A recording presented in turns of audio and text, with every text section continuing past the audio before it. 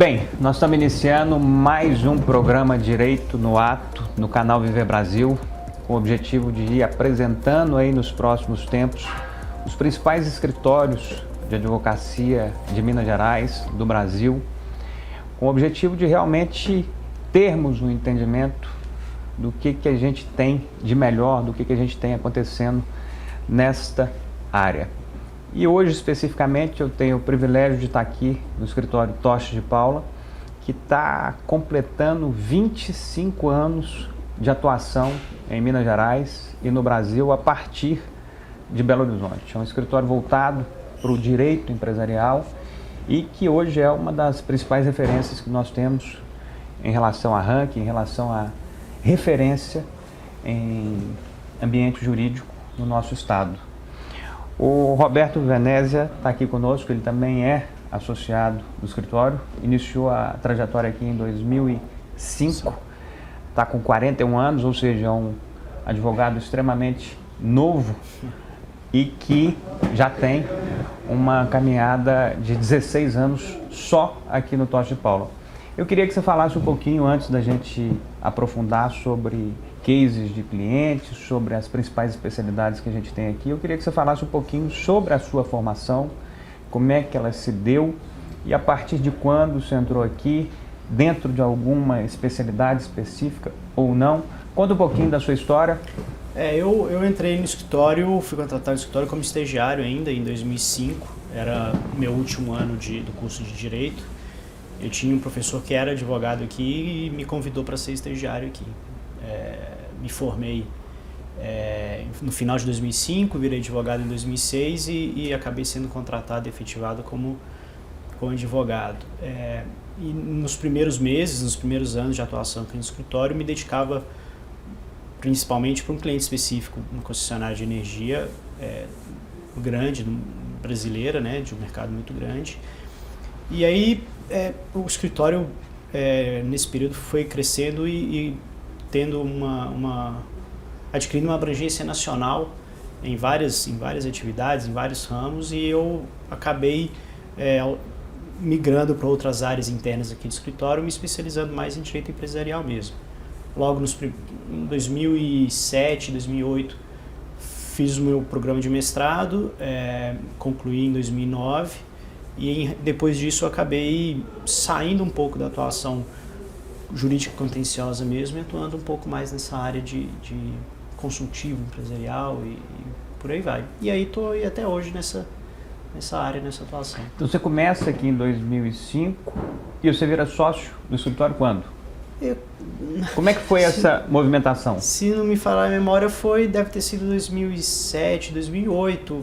Foi um movimento que o escritório, nesse mesmo período, acabou, em razão de alguns clientes que vinham, acabou crescendo muito e junto comigo teve um crescimento grande de sócios e associados, né? Então foi por volta de 2007, 2008 que eu acabei virando sócio mesmo. Conta um pouquinho pra gente em relação às principais áreas de atuação do escritório e como é que você enxerga que esse momento agora que a gente está passando de pandemia, ou seja, chegando aí num novo estágio em que a população, a maior parte está sendo ou já está vacinada, como é que você enxerga esse momento que a gente está vivendo para o direito, para a advocacia e para os seus clientes?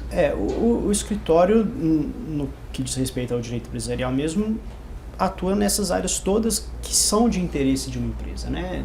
Desde da formação de uma empresa, da constituição de uma empresa, da reunião dos sócios, como os sócios se relacionam entre si, a eventuais licenciamentos ambientais que sejam necessários, planejamento tributário, planejamento trabalhista. Isso basicamente o que o escritório faz na questão do consultivo empresarial. Dentro da gama de clientes que a gente tem, são empresas de logística, empresas de agenciamento de carga, empresas que atuam em atividade portuária, empresas de transporte, empresas que estão atuando agora mais fortemente no setor de agronegócio, né, de fertilizantes, temos um caso interessante de um desenvolvimento de um instituto de desenvolvimento de projetos ambientais que a gente está apoiando no norte do Brasil. Desde a formação dele? Principalmente nessa área, nesse momento, na formação, na criação do instituto. É um caso muito interessante esse caso, inclusive. Temos grandes empresas, grandes grupos, trabalhamos com grandes grupos de energia elétrica, né, concessionárias e distribuidoras, grupos de ensino superior, empresas, concessionárias de veículos, empresas de ônibus, fundos de investimento. Então, no ramo empresarial, o leque é grande. Eu queria aproveitar essa questão que você falou aí sobre essas atuações, de maneira geral, que a gente tem aqui no escritório, para te fazer uma pergunta. Por exemplo, nesses vários setores aí que a gente tem disponíveis no mercado, a gente inclusive falou sobre essa questão do direito de energia.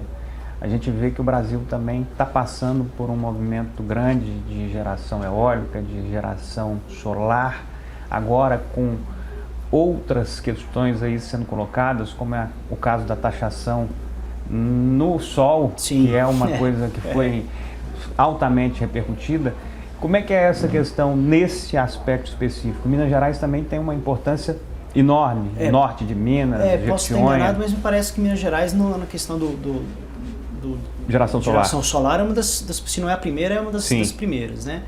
E agora a gente já tem alguns meses aguardando a aprovação de um novo marco legal da geração de energia por sistema distribuído, né, que a gente chama de geração distribuída.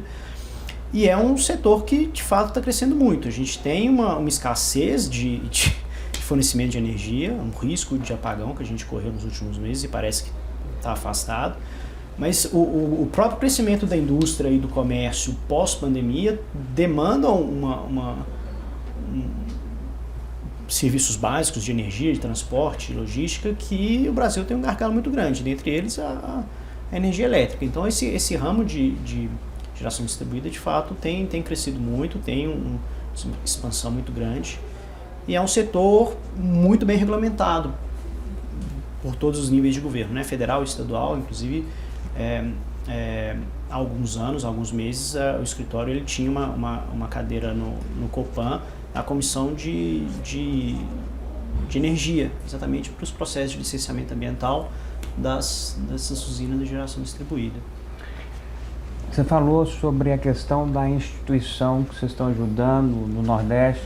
No Norte do país.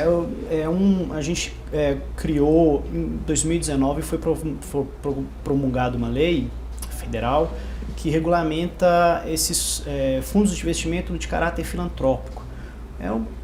Muito semelhante, ou teve uma inspiração muito grande do que acontece nos Estados Unidos com os empresários que doam dinheiro para universidades e esses grandes grupos sem fins lucrativos. Então no norte do Brasil tem uma reunião de algumas entidades, organizações, autarquias, né, que estão se reunindo e estão criando um instituto uma associação que tem como objetivo fazer captação nacional e internacional de recursos destinados exclusivamente para a atuação no desenvolvimento econômico sustentável da Amazônia legal como um todo. Não, são 11 ou 12 estados e é um projeto ainda em estágio inicial, está na fase da instituição da pessoa jurídica que vai organizar isso tudo, mas é o escritório que está fazendo essa consultoria empresarial. Eu ia te fazer uma pergunta sobre a formação. A gente está falando para diversas pessoas, algumas que obviamente têm as suas empresas, que têm as suas atuações, mas pessoas também que estão começando, que estão iniciando uma trajetória, seja pelo período de iniciar mesmo, ou seja por estar se reinventando pós-pandemia. Sim. O que você entende como advogado, como conhecedor do direito? Quais são as principais importâncias que um empreendedor tem que focar para iniciar um negócio hoje no Brasil? A gente costuma brincar com os nossos clientes assim que as empresas, o empresário, ele não pode ver o advogado como um custo, ele tem que ver o advogado como investimento. Não só o advogado, outros profissionais, contadores e algumas especialidades assim, porque o planejamento empresarial, quer tributário, quer trabalhista ou societário mesmo, ele é primordial para você poder ter uma perenidade, um período de vida de uma empresa, de um negócio durante muito tempo. A gente vê empresas, ótimas ideias, ótimas motivações, empresas que infelizmente duram pouco tempo por desconhecimento ou por querer fazer com o menor custo possível e muitas vezes não se informam, não se especializam no que precisam, né? Então, se eu puder, a sugestão que eu posso dar é isso, né? A consultoria empresarial como um todo, não só jurídica, mas contábil também, são sempre primordiais para o sucesso de uma empresa. E o passo a passo? O que ele tem que olhar em primeiro lugar? O que o empreendedor tem que olhar em primeiro lugar? No seu entender como advogado do âmbito empresarial, o que ele tem que olhar? Ele está começando uma atividade, vou montar uma padaria, um restaurante ou uma empresa de prestação de serviço.